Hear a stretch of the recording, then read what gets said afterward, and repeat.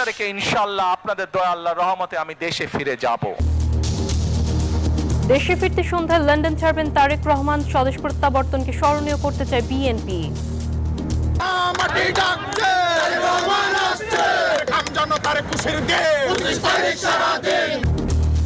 সংবর্ধনার জন্য প্রস্তুত মঞ্চ। বাংলাদেশের সকল মানুষ সর্বোচ্চ জায়গা থেকে আনন্দ উল্লাস উদযাপন করতেছে। বাংলাদেশে এই মুহূর্তে লিডারশিপ ক্রাইসিস আছে, উনাকেই মানুষ দেখে তাদের আশা আকাঙ্ক্ষার প্রতীক হিসাবে। নিরাপত্তায় বাড়তি আয়োজন। ইম্পর্টেন্ট পারসন এই মুহূর্তে রাজনৈতিক বলয়ে, কাজে ওনার সর্বোচ্চ সতর্কতার সাথে আমরা তার নিরাপত্তা নিশ্চিত করব। ৩০০ ফিটের সংবর্ধনায় বক্তব্য রাখবেন শুধু তারেক রহমান, বললেন সালাউদ্দিন। শুক্রবার শহীদ জিয়ার সমাধি ও জাতীয় স্মৃতিসৌধে জানাবেন শ্রদ্ধা। প্রধান উপদেষ্টাকে মার্কিন কংগ্রেস সদস্যদের চিঠি। বাংলাদেশের সব দলের অংশগ্রহণে অবাধ ও সুষ্ঠু নির্বাচন নিশ্চিতের আহ্বান।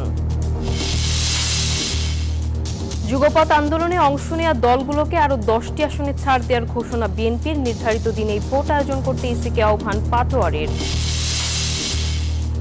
এবং বছর মাস পেরিয়ে এলো বিপিএল, মাঠে গড়াতে অপেক্ষা আর মাত্র একদিন সিলেট দিয়ে শুরু হচ্ছে 12তম আসর। স্বাগত নিউজ 24 সংবাদে, সঙ্গে আছে আমি নাফিসা জামান। দেখছিলেন বিআরবি কেবল সংবাদ শিরোনাম। এবার বিস্তারিত।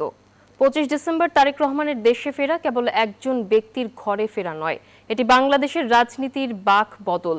এর মধ্য দিয়ে শেষ হচ্ছে গত 1.5 দশকে তার বিরুদ্ধে চালানো অপপ্রচার, মামলা এবং নির্বাসন।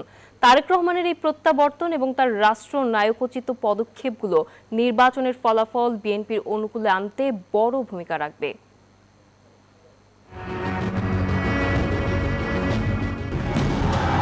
24 জুলাই গণঅভ্যুত্থানে ফ্যাসিস্ট শেখ হাসিনার পতনে বদলে গেছে রাজনীতির গতিপথ।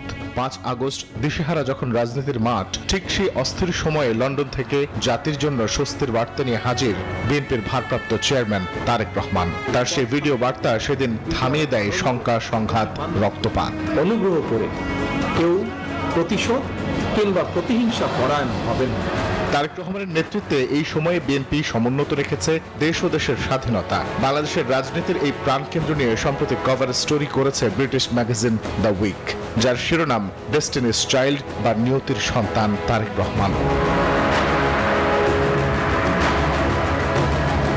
হ্যামিলনের বাঁশিওয়ালার মতন তারেক রহমান বিদেশের মাটিতে বসে পুরো দলকে বেঁধেছেন এক সুতোয়। নেতাকর্মীদের গুরুত্বপূর্ণ দিক নির্দেশনা দেয়া ছাড়াও ফ্যাসিবাদ বিরোধী আন্দোলন ও পরবর্তী সময়ে পুরো দলকে সামলেছেন দারুণভাবে। তবে প্রায় 1.5 যুগে তারেক রহমানের সামনে ছিল ষড়যন্ত্র, নির্যাতন ও নির্বাসনের প্রাচীর। একটু পেছনে ফিরে যেতে হবে। 2007 সালের 11 জানুয়ারি কথিত 1-11 সরকারের ষড়যন্ত্রের শুরু। প্রথম টার্গেট হয় বিএনপি ও তারেক রহমান। 7 মার্চ ভোররাতে তারেক রহমানকে ওয়ারেন্ট ছাড়াই গ্রেফতার করা হয়। এরপর কাটে 18 মাস কারাবন্দী জীবন। রিমান্ড সেলে জিজ্ঞাসাবাদের নামে চলে শারীরিক ও মানসিক নির্যাতন। অতঃপর 2008 সালের 11 সেপ্টেম্বর জামিন পান তিনি। সেদিনই তারেক রহমানকে দেখতে হাসপাতালে ছুটে যান মা খালেদা জিয়া। সে রাতেই যুক্তরাজ্যে চিকিৎসার জন্য যান তারেক রহমান। এরপর নির্বাসিত জীবন প্রলম্বিত হয় প্রায় 1.5 যুগ।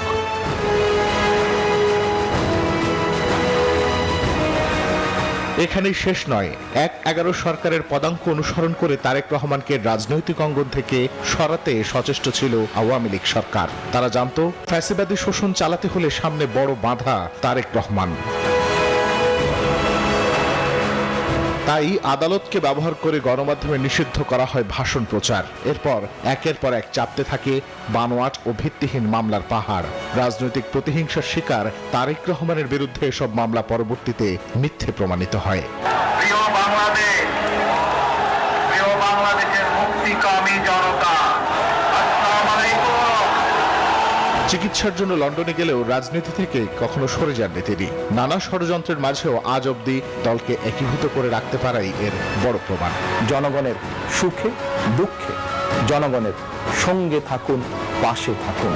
যার ফলশ্রুতিতে তারেক রহমানের অপেক্ষায় নেতাকর্মীরা প্রহর গুনেছে ৬,৩২০ দিন, অর্থাৎ প্রায় দীর্ঘ ১৭.৫ বছর পর দেশে আসছেন বিএনপির এই কাণ্ডারি। গণতন্ত্র আর সুশাসন প্রতিষ্ঠার স্বপ্নযাত্রায় সারা দেশ তাকিয়ে থাকবে ২০২৫ সালের ২৫ ডিসেম্বর দিনটাতে, যে দিনটা তার স্বদেশ প্রত্যাবর্তনের। রেশাদ হাসান, নিউজ 24, ঢাকা। দর্শক, তারেক রহমানের স্বদেশ প্রত্যাবর্তন নিয়ে চলছে নানা আয়োজন। বিস্তারিত জানাতে স্টুডিওতে এই পর্যায়ে যুক্ত হচ্ছেন সহকর্মী জান্নাতুল সাদিয়া। জামান, ধন্যবাদ আপনাকে। দর্শক, দীর্ঘ প্রায় 18 বছর পরে নির্বাসিত জীবন কাটানোর পর অবশেষে বিএনপির ভারপ্রাপ্ত চেয়ারম্যান তারেক রহমান তিনি স্বদেশ প্রত্যাবর্তন করছেন এবং আগামীকাল অর্থাৎ 25 ডিসেম্বর ঠিক বেলা 11:55 তিনি ঢাকায় অবতরণ করবেন বলেই এখন পর্যন্ত জানানো হয়েছে। একটু জানিয়ে রাখতে চাই দর্শক, তার যে এই প্রত্যাবর্তন সেটি একই সঙ্গে যেরকম ঐতিহাসিক এবং আরেক দিক থেকে রাজনৈতিকভাবেও ভীষণ গুরুত্বপূর্ণ এবং দল হিসেবে বিএনপির পক্ষ থেকেও বিএনপির ভারপ্রাপ্ত চেয়ারম্যান তারেক রহমানের এই যে স্বদেশ প্রত্যাবর্তন সেটি ঘিরে কিন্তু ব্যাপক প্রস্তুতি চলছে। আমরা দেখেছি যে ৩৬ জুলাই যে এক্সপ্রেসওয়ে সেখানেও কিন্তু বিরাট মঞ্চের কাজকর্ম ইতিমধ্যেই শেষ প্রায় এবং বিএনপির পক্ষ থেকেও কিন্তু বেশ জোরে সোরেই আসলে কাজকর্ম এখন পর্যন্ত করা হচ্ছে। একটু বলতে চাই, বিএনপির যে ভারপ্রাপ্ত চেয়ারম্যান তারেক রহমান তার স্বদেশ প্রত্যাবর্তনকে একই সঙ্গে ঐতিহাসিক এবং স্মরণীয় করে রাখতে নানামুখী কর্মপরিকল্পনা নিয়েছে বিএনপি। গণঅভ্যর্থনা জানাতে ৩৬ জুলাই এক্সপ্রেসওয়েতে জোরে সোরেই মঞ্চ তৈরির কাজ কিন্তু চলছে, যা ইতিমধ্যেই শেষ পর্যায়ে। এই মহাযজ্ঞের সাক্ষী হতে ভিড় বাড়ছে নেতাকর্মীদের। বিমানবন্দরে নেওয়া হয়েছে কড়া নিরাপত্তা ব্যবস্থা। কোনো ফাঁকফোকর না রেখেই পুরো এলাকা জুড়ে থাকছে কয়েক স্তরের নিরাপত্তা বলয়। আমরা একটি প্রতিবেদন দেখে আসতে চাই। বাঁশ ও কাঠ দিয়ে তৈরি হচ্ছে ৪৮ ফুট বাই ৩৬ ফুটের বিশাল মঞ্চ, যার নির্মাণ কাজ প্রায় শেষ। ইতিমধ্যে লাগানো হয়ে গেছে এলইডি স্ক্রিন। মঞ্চের দুপাশে স্থাপন করা হয়েছে তাঁবু আর রাস্তার ল্যাম্প পোস্টে লাগানো হয়েছে মাইক।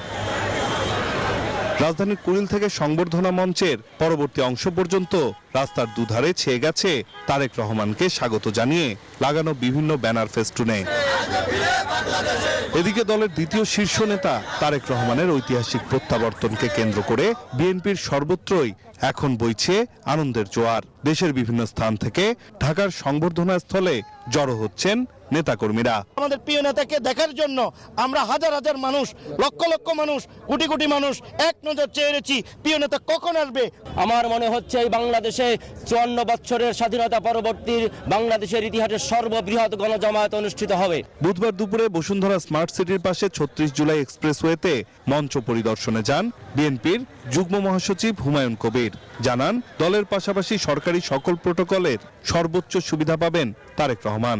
বাংলাদেশের এই মুহূর্তের আপনার রাজনৈতিক অঙ্গনের সবথেকে প্রধান আকর্ষণ এবং প্রধান নেতা বললেই চলে এখন যিনি আগামী বাংলাদেশের মানুষ আগামীতে প্রধানমন্ত্রী হিসেবে যাকে বিবেচনা করতেছে উনি আসছেন। তো ওনার সিকিউরিটি নিশ্চিত করার জন্য সরকার, আমার বিশ্বাস, যথেষ্ট আন্তরিক আছে। অপরদিকে তারেক রহমানের দেশে ফেরা উপলক্ষে বিমানবন্দরে নেওয়া হয়েছে কড়া নিরাপত্তা ব্যবস্থা। বেসামরিক বিমান চলাচল কর্তৃপক্ষ বেবিচক জানিয়েছে, নিরাপত্তায় কোনো ফাঁকফোকর না রেখে পুরো এলাকা জুড়ে কয়েক স্তরের নিরাপত্তা বলয় গড়ে তোলা হয়েছে। 25 ডিসেম্বর 2025 তারিখ সন্ধ্যা 6টা পর্যন্ত বিমানবন্দর এলাকায় নির্ধারিত যাত্রী ব্যতীত সকল সহযাত্রী ভিজিটর প্রবেশ সম্পূর্ণরূপে নিষিদ্ধ থাকবে। তারেক রহমানকে স্বাগত জানিয়ে দলীয় ব্যানার ফেস্টুনে ছেয়ে গেছে বিমানবন্দরের ভিআইপি গেট। তার নিরাপত্তা নিশ্চিতে এরই মধ্যে বিভিন্ন বাহিনীর পাশাপাশি সাদা পোশাকেও আইন শৃঙ্খলা বাহিনীর সদস্যরা সার্বক্ষণিক নজরদারি করছেন। নাইম আল চিকো, নিউজ 24, ঢাকা। দর্শক, আমরা যেরকমটা দেখছিলাম যে বিএনপির ভারপ্রাপ্ত চেয়ারম্যান তারেক রহমানের যে স্বদেশ প্রত্যাবর্তন সেটি ঘিরে বিএনপির পক্ষ থেকে একেবারে বিমানবন্দর থেকে হাসপাতাল পর্যন্ত যেই তাদের আসলে নেতাকর্মীদের ভীষণ রকমের প্রস্তুতি সেটি আসলে দেখাচ্ছিলাম আপনাদেরকে। একটু জানিয়ে রাখি, বৃহস্পতিবার বিএনপির ভারপ্রাপ্ত চেয়ারম্যান তারেক রহমানের দেশে ফেরা উপলক্ষে ৩০০ ফিটের যে সংবর্ধনা অনুষ্ঠানটি রয়েছে সেখানে শুধুমাত্র তারেক রহমানই বক্তব্য রাখবেন, এরকমটি জানিয়েছেন দলটির স্থায়ী কমিটির সদস্য সালাহ উদ্দিন আহমদ। দুপুরে রাজধানীর গুলশানে বিএনপি চেয়ারপারসনের কার্যালয়ে আয়োজিত সংবাদ সম্মেলনে এই কথা জানিয়েছেন তিনি। তিনি আরও জানিয়েছেন শুক্রবার জিয়াউর রহমানের সমাধিতে যাবেন তিনি, এরপর যাবেন সাভারের জাতীয় স্মৃতিসৌধে। ২৭ ডিসেম্বর ওসমান হাদির কবর জিয়ারত করবেন তারেক রহমান। সংবাদ সম্মেলনে জানানো হয়েছে বাংলাদেশ বিমানের নিয়মিত ফ্লাইটে 11:50 অবতরণ করবেন তারেক রহমান। এরপর বিএনপির স্থায়ী কমিটির সদস্যরা তাকে অভ্যর্থনা জানাবেন এবং সেখান থেকে এভারকেয়ার হাসপাতালে যাওয়ার পথে সংক্ষিপ্ত সংবর্ধনা তিনি গ্রহণ করবেন। শুধুমাত্র দেশবাসীর প্রতি তার আন্তরিক কৃতজ্ঞতা প্রকাশ ও দেশনেত্রী সহ দেশের সকলের কল্যাণ কামনায় দোয়ার অনুরোধের অনুষ্ঠান। সে আয়োজনে তিনি ছাড়া আর দ্বিতীয় কোনো বক্তা থাকছেন না। আমাদের প্রথম দিনের অনুষ্ঠান বিমানবন্দর থেকে ৩০০ ফিট রাস্তার অভ্যর্থনাস্থল, সেখান থেকে দেশনেত্রী বেগম খালেদা জিয়াকে দেখতে যাওয়া এভারকেয়ার হাসপাতাল থেকে তিনি বাসভবনে চলে আসবেন। দর্শক, প্রায় 2 দশক পরে বিএনপির ভারপ্রাপ্ত চেয়ারম্যান তারেক রহমানের যে স্বদেশ প্রত্যাবর্তন, সেটি আসলে ঠিক তার ব্যক্তিগত প্রত্যাবর্তন হিসেবে দেখলে চলবে না। সেটি একই দিকে যেরকম গুরুত্বপূর্ণ রাজনৈতিকভাবে, ঠিক এরকমভাবে তাৎপর্যপূর্ণ আসলে হিসেবে দেখছেন রাজনীতিবিদরা। এবং আমরা একটু জানিয়ে রাখি, তারেক রহমানের আগমন ঘিরে বিশেষ ব্যবস্থা নেওয়া হয়েছে এবং নিরাপত্তা জোরদার করা হয়েছে হযরত শাহজালাল আন্তর্জাতিক বিমানবন্দর এলাকায়। এই বিষয়ে আমরা আরও বিস্তারিত তথ্য জানতে চাই। আমাদের সহকর্মী নাইম আল জিকো আছেন আমাদের সঙ্গে। আমরা জিকোর কাছে চলে যেতে চাই। জিকো, বিমানবন্দরে এখন পর্যন্ত নিরাপত্তা ব্যবস্থা কেমন দেখছেন, আর ঠিক কি কি নিরাপত্তা আসলে ব্যবস্থা নেওয়া হয়েছে, একটু বিস্তারিত জানাবেন আমাদেরকে।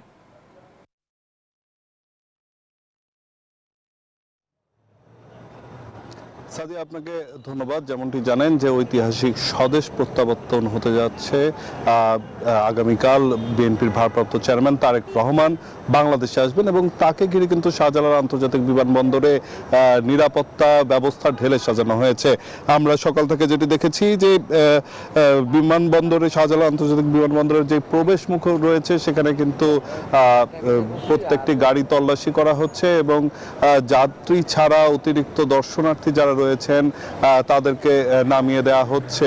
যেটি হলো আজ সন্ধ্যা 6টা থেকে করার কথা, সেটি কিন্তু সকাল থেকেই শুরু হয়ে গেছে। এবং আমরা কিছুক্ষণ আগেও দেখেছি যে এখানে চেয়ারপারসন সিকিউরিটি ফোর্স অর্থাৎ সিএসএফ এর পক্ষ থেকে বিএনপির দলীয় যেই নিরাপত্তা কর্মীরা রয়েছেন, রক্ষীরা রয়েছেন, তারা এখানে এসেছেন এবং এখানকার যেই বিমানবন্দরের যেই সার্বিক নিরাপত্তা ব্যবস্থা, সেই নিরাপত্তা ব্যবস্থা কিন্তু তারা পর্যবেক্ষণ করছেন এবং কি কি ধরনের ব্যবস্থা থাকবে সেই বিষয়টিও কিন্তু তারা খতিয়ে দেখছেন। এখানে দেখছেন যে সেনাবাহিনীর সদস্যরাও কিন্তু এখানে এসে উপস্থিত হয়েছেন এবং তারাও কিন্তু নিরাপত্তা নিশ্চিত করতে যেই সমস্ত পরিকল্পনাগুলো বা প্রক্রিয়াগুলো প্রয়োজন সেগুলো কিন্তু সম্পন্ন করছেন। আমরা এখানে লক্ষ্য করেছি যে যাতে আজকে বিকাল থেকেই কিন্তু এই বিমানবন্দর এলাকা এবং এই ভিআইপি গেট সংলগ্ন যেই জায়গাগুলো রয়েছে প্রত্যেকটি এলাকায় কিন্তু এপিবিএন এর কয়েক প্লাটুন সদস্য এসে এখানে পাহারা দেবেন এবং তারেক রহমানের এই স্বদেশ প্রত্যাবর্তনের অংশ হিসেবে তারা কিন্তু শতভাগ নিরাপত্তা যাতে নিশ্চিত করা যায় সেই বিষয়টি আসলে নিশ্চিত করবেন বলে আমাদেরকে জানিয়েছেন। তো এই ছিল এখন পর্যন্ত আমার কাছে শাহজালাল আন্তর্জাতিক বিমানবন্দর থেকে সবশেষ তথ্য। জিকো, ধন্যবাদ আপনাকে। দর্শক, আপনাদেরকে আমাদের সহকর্মীর মাধ্যমে জানাচ্ছিলাম যে তারেক রহমানের স্বদেশ প্রত্যাবর্তন ঘিরে ঠিক কি পরিমাণ নিরাপত্তা বলয় আসলে ঘিরে রাখা হয়েছে একটু আপনাদেরকে জানিয়ে রাখতে চাই। তারেক রহমানের স্বদেশ প্রত্যাবর্তন ঘিরে এখন পর্যন্ত যে সবশেষ আপডেট দেওয়া হয়েছে সেটি একটু আপনাদেরকে দেখাতে চাই। আমরা যেটি বলছিলাম আপনাদেরকে যে দীর্ঘ প্রায় 18 বছর নির্বাসিত জীবন কাটানোর পরে তিনি লন্ডন থেকে বাংলাদেশে প্রত্যাবর্তন করছেন এবং তিনি বাংলাদেশ বিমানের ঠিক নিয়মিত ফ্লাইটেই কিন্তু দেশে ফিরবেন। এছাড়াও যদি আমরা একটু দেখি যে যেটি বলা হচ্ছে যে বাংলাদেশ বিমানের নিয়মিত ফ্লাইটে তিনি দেশে ফিরলেও 25 ডিসেম্বর অর্থাৎ আগামীকাল ঠিক 11:55 তিনি ঢাকায় অবতরণ করবেন এবং তিনি আসলে যখন ফ্লাইটে ফিরবেন তখন তিনি ঠিক লন্ডন থেকে সিলেটে যাবেন প্রথমে, তারপর সেখান থেকে আসলে তিনি ঢাকায় পৌঁছাবেন। তারপরে যদি আমরা একটু দেখি যে শাহজালাল বিমানবন্দর থেকে তিনি সোজা এভারকেয়ার হাসপাতালে তার মা অর্থাৎ বাংলাদেশের বিগত 3বার সাবেক প্রধানমন্ত্রী বেগম খালেদা জিয়া তাকে অসুস্থ অবস্থায় তিনি রয়েছেন, তাকে দেখতে যাবেন তারেক রহমান। এরপর যদি আমরা একটু দেখি যে পথে ঐতিহাসিক যে অভ্যর্থনা দেবার কথাটি বিএনপি বলছে সেটি আসলে তাকে দেয়া হবে। পথে তিনি ঐতিহাসিক অভ্যর্থনা নেবেন এবং তারপর যদি আমরা একটু দেখি যে 25 ডিসেম্বর অর্থাৎ প্রায় 18 বছরের নির্বাসনের অবসান, তার বিরুদ্ধে আমরা দেখেছি যে বিগত সরকারের আমলে ঠিক কি পরিমাণ মামলা, নির্যাতন, নিপীড়ন তিনি সয়েছেন এবং তারপরে তিনি নির্বাসিত জীবনযাপন কাটিয়েছেন এবং সেখান থেকেই কিন্তু স্বদেশ প্রত্যাবর্তন তিনি করছেন। আমরা একটু ঠিক এই পর্যায়ে চলে যেতে চাই। আমাদের সহকর্মী মাসুদ সুমন রয়েছেন আমাদের সঙ্গে, তিনি আসলে জানাবেন আমাদেরকে এই যে তারেক রহমানকে বরণ করতে যে সব ধরনের প্রস্তুতি প্রায় শেষ করেছে বিএনপি এবং 36 জুলাই এক্সপ্রেসওয়ে 300 ফিট থেকে আমাদের সঙ্গে যুক্ত হচ্ছেন সহকর্মী মাসুদ সুমন।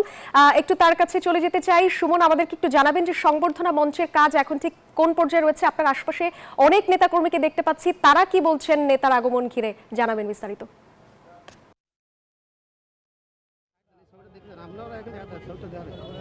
ধন্যবাদ। আমি এই মুহূর্তে রয়েছি বসুন্ধরা স্মার্ট সিটির পাশে, ঠিক এই 36 জুলাই এক্সপ্রেসওয়ের পাশেই যে মঞ্চটি করা হয়েছে মূল মঞ্চ, সেখানে মঞ্চের কাজ প্রায় শেষ পর্যায়ে, অর্থাৎ বলা যায় প্রায় 98% কাজ শেষ হয়েছে এবং শেষ মুহূর্তের কিছু বিশেষ করে স্ক্রিন বা শেষ মুহূর্তে ব্যানার লাগানো কাজগুলো এখন চলছে, যেমনটি দেখছেন, বা বিদ্যুতের লাইনের কাজগুলো চলছে এবং নেতাকর্মীদের উচ্ছ্বাসের বিষয়টি যেমনটি জানতে চেয়েছেন। আমি এর আগে এখানে বিএনপির স্থায়ী কমিটির সদস্য মির্জা আব্বাস এসেছিলেন, বিএনপির নেতাকর্মীরাও এসেছেন, তারাও একই সুরে কথা বলেছেন, যেমনটি বলছেন যে এক প্রকার ঈদের আমেজ বইছে এই মূল মঞ্চ ঘিরে। সকাল থেকে ছোট ছোট মিছিল নিয়ে দেশের বিভিন্ন প্রান্ত থেকে নেতাকর্মীরা এখানে একত্রিত হচ্ছেন, উচ্ছ্বাস করছেন এবং যদি বলি অনেক নেতাকর্মীর সাথে আমি কথা বলেছি, তারা বলছেন যে এই যে দীর্ঘ দেড় যুগের অপেক্ষা, সেই অপেক্ষার প্রহর কাটিয়ে সেই প্রিয় নেতাকে এখন তো দেখতে পাওয়া, তার বক্তব্য শোনা এবং দেশের এই ক্রান্তি লগ্নে দেশের হাল ধরা সবকিছু মিলিয়ে এই নেতাকর্মীরা সকাল থেকেই এখানে উচ্ছ্বাস প্রকাশ করছেন এবং যতই বেলা গড়াচ্ছে ততই নেতাকর্মীদের ভিড় এই মূল মঞ্চ ঘিরে বাড়ছে এবং বিশেষ করে দেশের শুধু আশপাশ অঞ্চল নয়, ঢাকা থেকে দূরবর্তী অঞ্চলের নেতাকর্মীরাও কিন্তু এই মূল মঞ্চ ঘিরে জড়ো হচ্ছেন এবং তাদের সাথে আমরাও কথা বলেছি, তারাও একইভাবে বলেছেন যেই দীর্ঘ প্রতীক্ষার প্রহর গুনেছেন তারা এবং ফ্যাসিস্ট দীর্ঘদিন যে অত্যাচার সহ্য করেছেন এবং দেশের যেই খুব সংকটময় সময়গুলো ছিল সেই সময়েও এই বিএনপি ভারপ্রাপ্ত চেয়ারম্যান তারেক রহমান যেই কয়েক হাজার কিলোমিটার দূরে বসে দেশের হাল ধরেছেন বা দেশের রক্ষায় বিভিন্ন সময় বিভিন্নভাবে দলকে এগিয়ে নিয়েছেন এবং আপনারা জানেন যে সেই জায়গা থেকে ব্যাপক একটি অবদান রয়েছে এই তারেক রহমানের। আমরা সরাসরি কিছু নেতাকর্মীর কাছ থেকে শুনবো, আপনারা একটু বলবেন যে আপনারা ঠিক কেমন লাগছে যে নেতা যে আসছেন বাংলাদেশে? আলহামদুলিল্লাহ, আমাদের মনে হচ্ছে যে আমাদের তারেক রহমানের আসার সংবাদ, আমাদের যে উৎসব, ঈদের চেয়েও বেশি আনন্দ আমাদের মনের মাঝে আজকে সারা বাংলাদেশের মানুষের মনের মাঝে তারেক রহমান দেশে আসার সংবাদে। এই আনন্দে আপনারা অবশ্যই দেখতে পাচ্ছেন যে এই সারা বাংলাদেশ থেকে মানুষ একদম সবাই এখানে জড়ো হচ্ছে এই তারেক রহমানকে সংগ্রামী অভ্যর্থনা জানানোর জন্য। আমাদের আসলে চাওয়ার কিছু নাই। তারেক রহমান রাষ্ট্রপতির সন্তান, তারেক রহমান তিনবারের প্রধানমন্ত্রীর সন্তান, তারেক রহমান স্বাধীনতা ঘোষকের সন্তান, তারেক রহমানের 31 দফা যে বাস্তবায়নে যে কর্মসূচি দিয়েছে, এই তারেক রহমান দেশে এসে এই 31 দফা কর্মসূচি বাস্তবায়ন করবে। ধন্যবাদ আপনাকে। যেমনটি আপনারা শুনছিলেন যে 31 দফা দেওয়া হয়েছে সেটি বাস্তবায়ন করবে এমন প্রত্যাশায় সবাই করছেন। তো এই ছিল আমার কাছে সর্বশেষ এই 36 জুলাই এক্সপ্রেসওয়ে থেকে। সুমন, আপনাকে অনেক ধন্যবাদ। দর্শক, আমাদেরকে মাসুদ সুমন জানাচ্ছিলেন 300 ফিটের মঞ্চের যে কাজ সেটি সম্পর্কে। দর্শক, আমার কাছে এই ছিল তারেক রহমানের স্বদেশ প্রত্যাবর্তন নিয়ে বিস্তারিত। আমরা ফিরে যাচ্ছি নাফিসা জামানের কাছে। সাদিয়া, আপনাকে ধন্যবাদ। বিএনপি নেতা তারেক রহমানের প্রত্যাবর্তন ঘিরে নানামুখী ঐতিহাসিক এবং বিভিন্ন প্রস্তুতি নিয়ে আমাদেরকে জানানোর জন্য। দর্শক, এই মুহূর্তে আমরা চলে যাচ্ছি নিউজ 24 সংবাদে, সাথেই থাকুন। এবার জেরুজালেম নির্বাচনের পথে।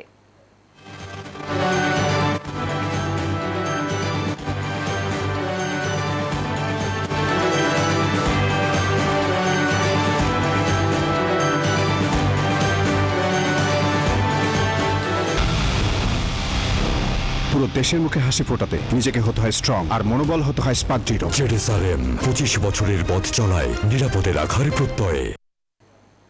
বাংলাদেশে অবাধ, সুষ্ঠু ও অন্তর্ভুক্তিমূলক নির্বাচন নিশ্চিতের আহ্বান জানিয়ে প্রধান উপদেষ্টা ডক্টর মোহাম্মদ ইউনূসকে চিঠি দিয়েছেন মার্কিন কংগ্রেসের কয়েকজন সদস্য। বুধবার যুক্তরাষ্ট্রের হাউস ফরেন অ্যাফেয়ার্স কমিটির র্যাঙ্কিং মেম্বার প্রতিনিধি গ্রেগরি ডব্লিউ মিক্স এবং দক্ষিণ ও মধ্য এশিয়া বিষয়ক সাব কমিটির চেয়ারম্যান বিল উইজেঙ্গাও র্যাঙ্কিং মেম্বার সিডনি কামলেগার ডোভ বাংলাদেশের অন্তর্বর্তী সরকারের প্রধান উপদেষ্টা ডক্টর মোহাম্মদ ইউনূসের কাছে এই বিষয়ে একটি চিঠি পাঠান। চিঠিতে আরও সহস্বাক্ষর করেন কংগ্রেস সদস্য জুলি জনসন ও টম সোজি।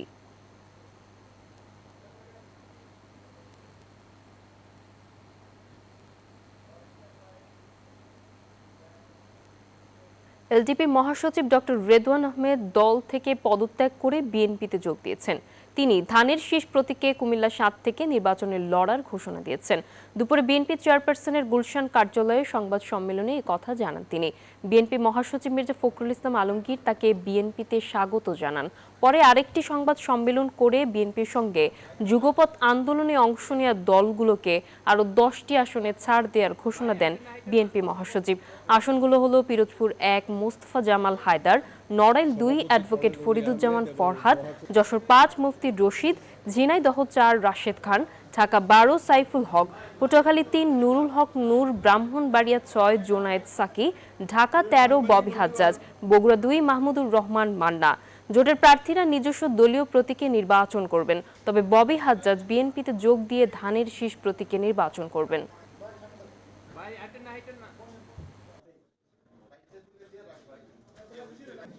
সভাপতি কর্নেল অলি আহমেদ এবং নির্ধারিত দিনেই নির্বাচন আয়োজনে ইসিকে আহ্বান জানিয়েছে জাতীয় নাগরিক পার্টি এনসিপি।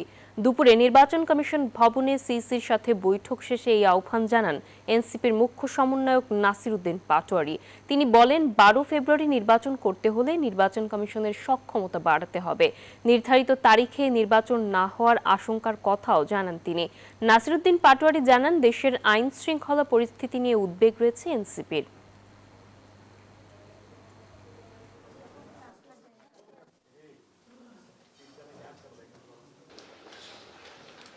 আসন্ন পবিত্র রমজান মাস উপলক্ষে খেজুর আমদানিতে 40% আমদানি শুল্ক কমিয়েছে সরকার।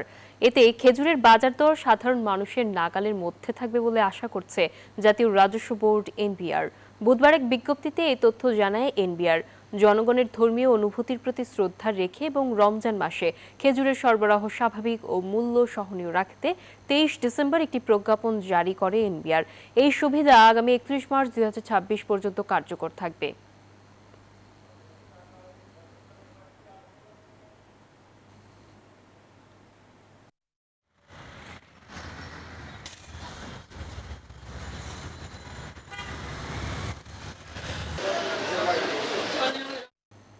এবার ভ্যাসলিন প্রেজেন্ট শীতের সাতকাহন।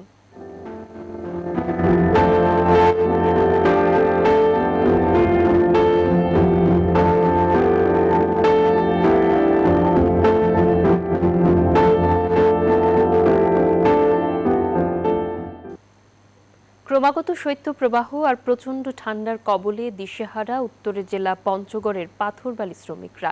শীতের প্রভাবে প্রতি বছর ডিসেম্বর জানুয়ারিতে তাদের জীবন হয়ে ওঠে মানবেতর। জীবিকার তাগিদে নদীর ঠান্ডা পানি আর শীতকে আলিঙ্গন করে তাদেরকে উত্তোলন করতে হয় পাথর, কিন্তু কোনো সরকারই এ নিয়ে তেমন উদ্যোগ গ্রহণ করেননি, অভিযোগ তাদের।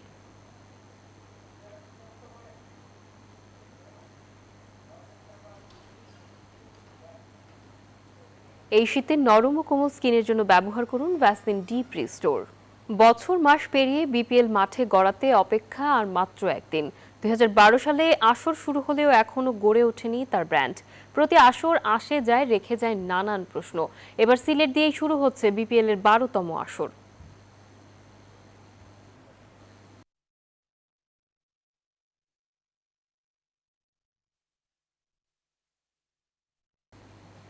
এই ছিল নিউজ 24 সংবাদে। এতক্ষণ সঙ্গে থাকার জন্য ধন্যবাদ।